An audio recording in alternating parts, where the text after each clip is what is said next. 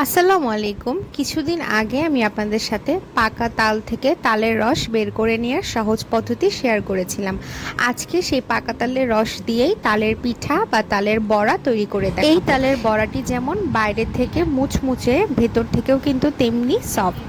আশা করি আজকের এই ভিডিওটি আপনাদের ভালো লাগবে। চলুন তাহলে রেসিপিটি দেখে নেওয়া যাক। তালের পিঠা তৈরির জন্য যা যা লাগছে সেগুলো হলো সুজি, নারকেল কোড়ানো, চিনি আর বেকিং পাউডার। নারকেল কোড়ানো যদি আপনাদের পছন্দ হয় তাহলে আপনারা দিবেন, আর ভালো না লাগলে কিন্তু বাদও দিতে পারেন। প্রথমে আমি সুজিটাকে একটা বলে ঢেলে নিচ্ছি। যে বাটিটি মেপে আমি সুজি দিয়েছি তারই ডাবল পরিমাণে আমি এখানে দিয়ে দিচ্ছি আটা। আটার পরিবর্তে আপনারা এখানে ময়দা বা চালের গুঁড়াও ব্যবহার করতে পারবেন।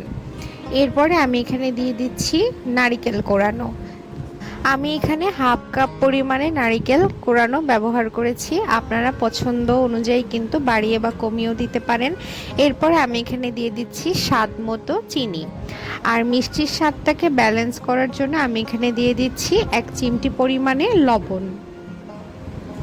এরপর আমি এখানে দিয়ে দিচ্ছি বেকিং পাউডার। যেহেতু আমি এখানে আটা ব্যবহার করেছি তাই এখানে বেকিং পাউডারটা দিয়ে দিলাম হাফ চা চামচ পরিমাণে।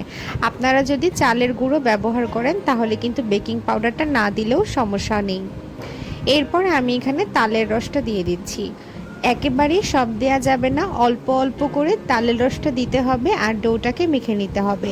ডোটা কিন্তু একটু শক্ত শক্ত হবে, কোনো অবস্থাতেই নরম হওয়া যাবে না। আমি এখানে প্রথমে 1 বাটি পরিমাণে তালের রসটা দিয়ে দিলাম। খুব ভালো করে মেখে নেব, তারপরে যদি প্রয়োজন হয় আরও একটু দেওয়া যাবে পরে।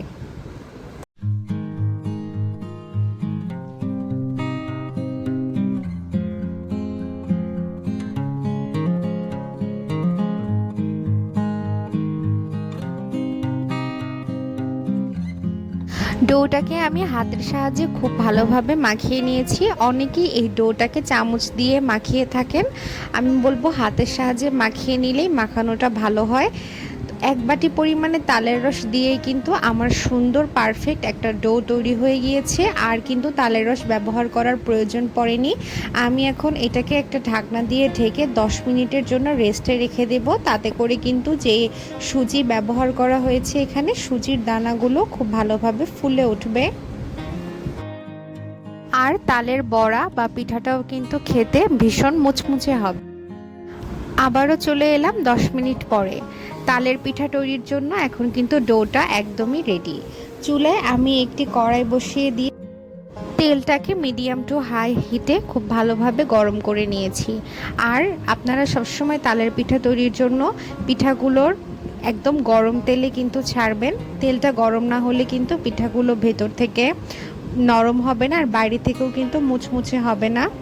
আমি এখন পুরো কড়াইটা ভরেই ছোট ছোট করে এরকম তালের বড়া দিয়ে দিচ্ছি।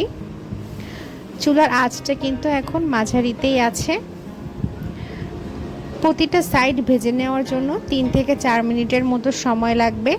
একটা সাইড ভেজে নেওয়া হয়ে গেলে সেটা কিন্তু তেলের উপরেই ভেসে উঠবে। তারপরে আপনারা সেটাকে চামচের সাহায্যে ঘুরিয়ে দিয়ে অপর সাইডটাকেও ভেজে নেবেন।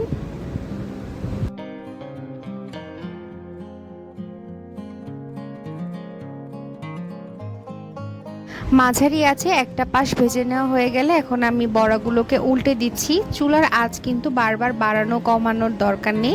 পিঠাগুলো যখন একেবারেই হয়ে যাবে তখন আপনি চুলার আঁচটা কমিয়ে পিঠাগুলোকে প্লেটে তুলে নিতে পারবেন।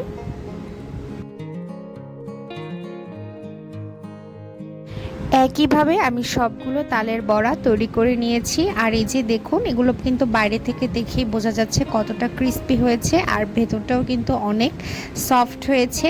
এইভাবে আপনারা যদি তালের পিঠা তৈরি করেন এটা কিন্তু খেতে অনেক অনেক সুস্বাদু হবে।